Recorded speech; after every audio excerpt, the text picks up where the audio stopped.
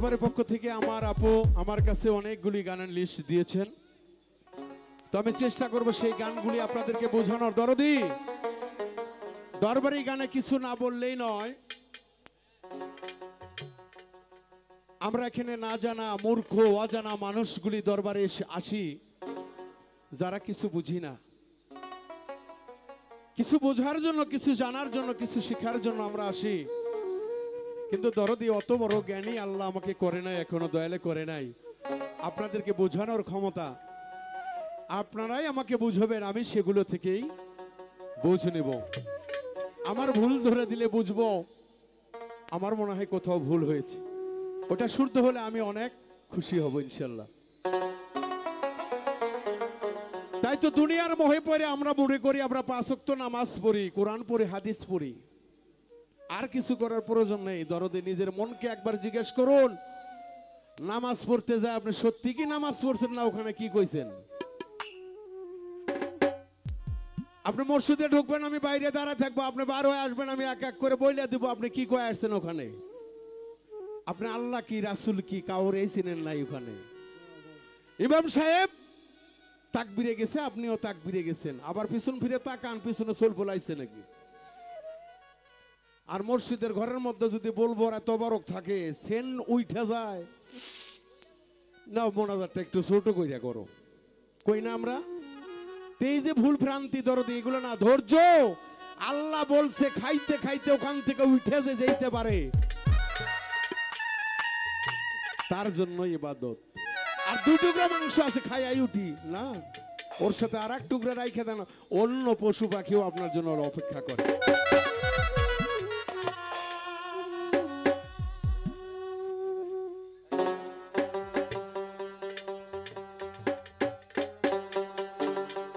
ওরে আল্লাহ পাওয়া সহজ কথা নয়, আল্লাহ রাসূল পাওয়া কি অত সোজা? দরদি গো, ধন বাড়ি থেকে টাকা হইলে অনেক কিছু কিনতে পারবেন, কিন্তু ওইটা টাকা দেখে না যায় না। ওইটা ইয়া আইয়ুহাল্লাযিনা আমানু, নিশ্চয়ই আল্লাহ ইমানদারদের সঙ্গে, মুমিনের সঙ্গে থাকে যার কাল্পটা তাজা।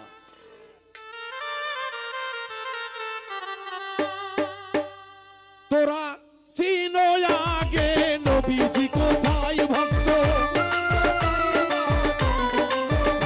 আগে চিনো তোমরা রাসূল কোথায়। ওরে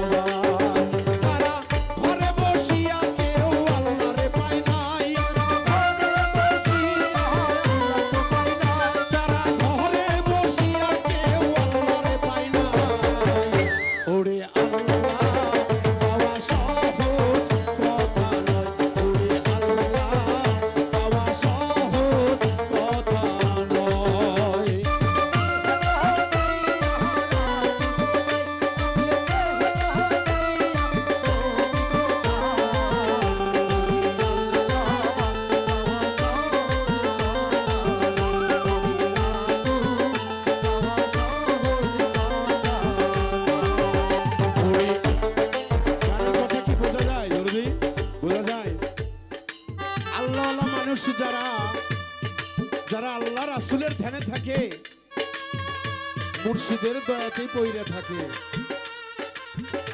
তারা কখনো অট্টালিকা চায় না। দিন পথ চললেই যথেষ্ট দরদি। খাইলেও তারা কাউকে বলে না, না খাইলেও কাউকে বলে না। এটাই হলো আল্লাহর আউলিয়াদের, ওলিয়া উলিয়ার পথে চলার একমাত্র শিক্ষা।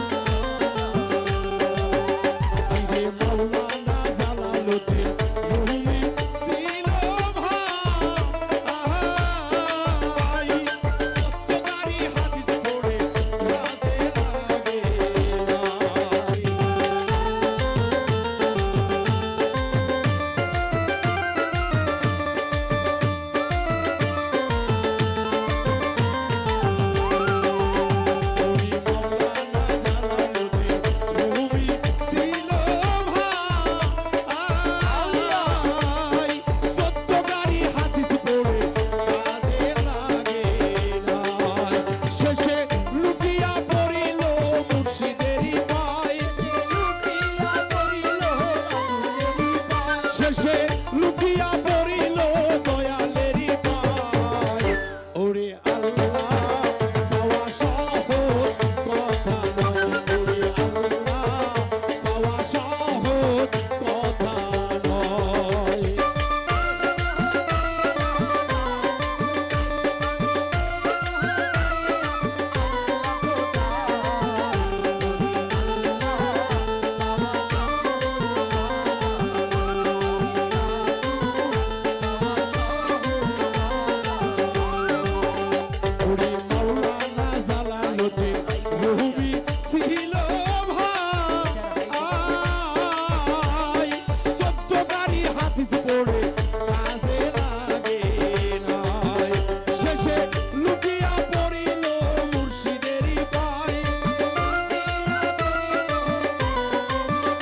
শেষে লুকিয়া পড়িল দয়ালেরই পায়।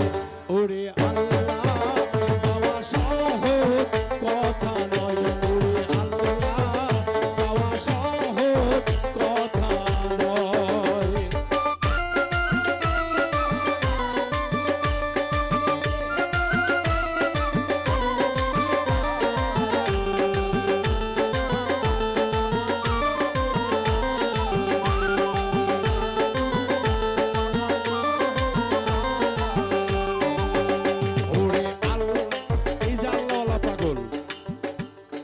আল্লাহ পাগল হইতে গেলে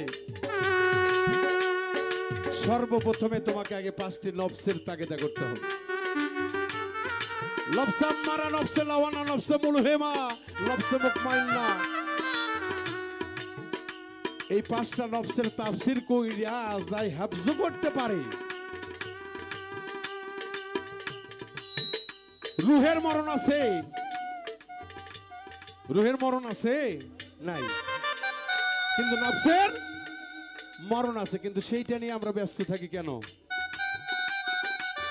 রুহুকে তরুতাজা রাখতে যেখানে যাওয়ার দরকার দরদি, আমরা সেখানে যাই না।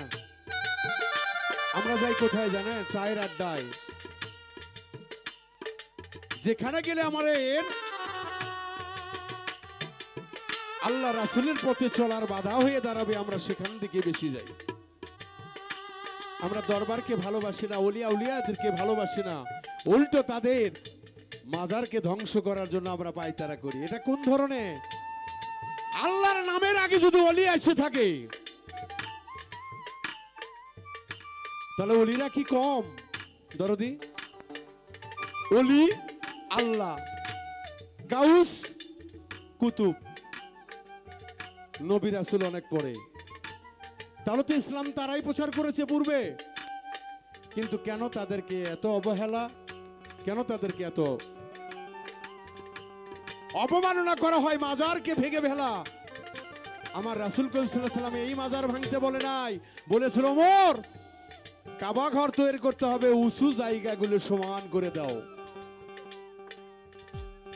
কিন্তু মাজার তো ভাঙতে বলে নাই, উঁচু জায়গাগুলি সমান করে দাও, কাবা ঘর বানাইতে হবে। সেখানে কিছু কবর ছিল। কবর আর মাজার তো এক না। কবর আর মাজার যদি এক হতো তো আল্লাহর ওলির মাজারে আমরা আপনি কেন যাই? অবশ্যই কিছু আছে। মান্নত তো কবরে করি না, মান্নত কোথায় করি? শালি বাবার দরবারে, মাজম বাবার দরবারে। কেন? আমরাই তো পারি, কিন্তু ওসিলার প্রয়োজন হয় কেন? এই জন্য দরবার ভক্তদেরকে বেশি বেশি শ্রদ্ধা করুন। এটাই হলো আল্লাহ পাওয়ার মূল ধর্ম। মানুষকে বেশি ভালোবাসতে হবে।